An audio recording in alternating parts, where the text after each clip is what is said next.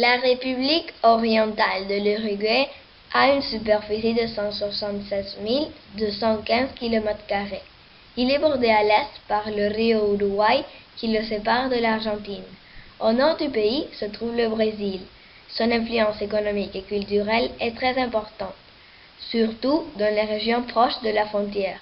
Au sud, le Rio de la Plata et l'océan Atlantique entourent le territoire uruguayen qui a 650 km de côte.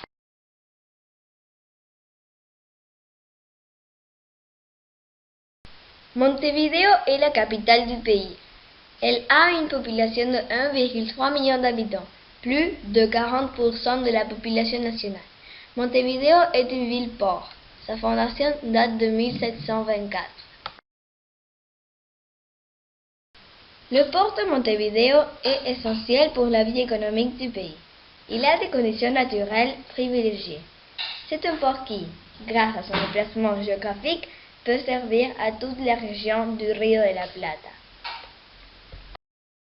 La Ciudad Vieja est composée par des constructions de l'époque coloniale et aussi par de grands bâtiments publics qui ont été construits postérieurement. La Ciudad Vieja, jusqu'à 1829, était délimitée par une muraille qui protégeait la ville des possibles invasions. Aujourd'hui, elle n'existe plus, mais on conserve une des parties les plus emblématiques, la Porta de la Ciudadela.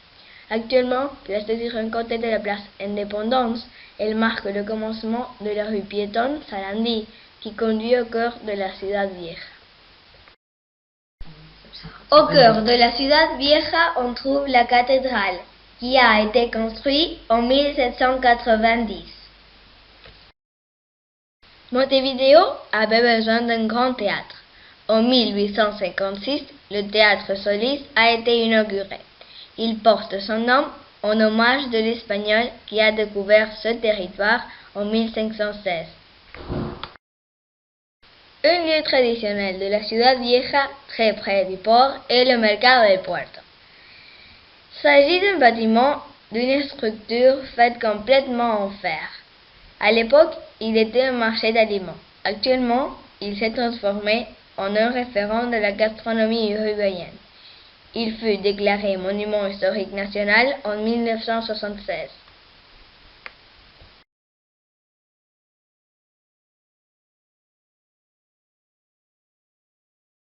On ne peut pas imaginer Montevideo sans ces ramblas.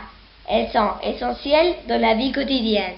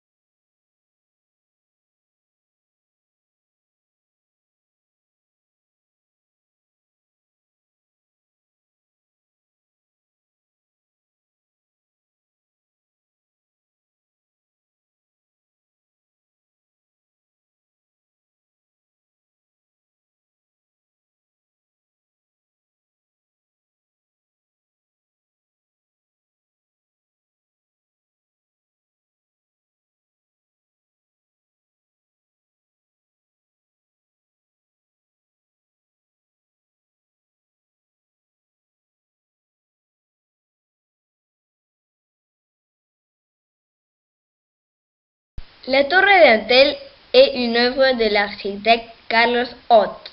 Dans le bâtiment, on trouve les bureaux de la compagnie téléphonique Antel. Les politiques de l'époque voulaient donner une image de modernité et progrès.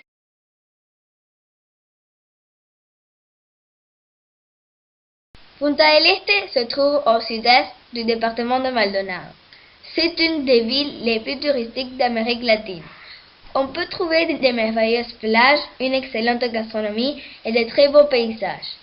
Punta del Este est actuellement projetée pour devenir une ville universitaire, ainsi que d'un centre d'événements et congrès international.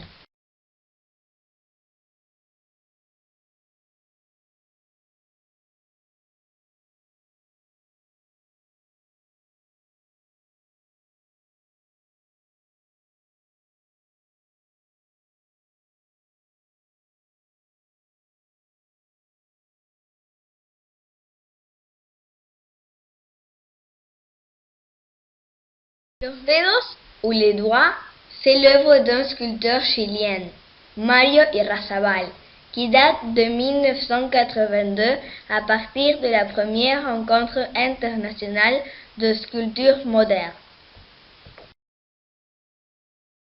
Les ports sont des lieux de grandes activités. Actuellement, le port de Punta del Este a une capacité de loger environ 500 navires.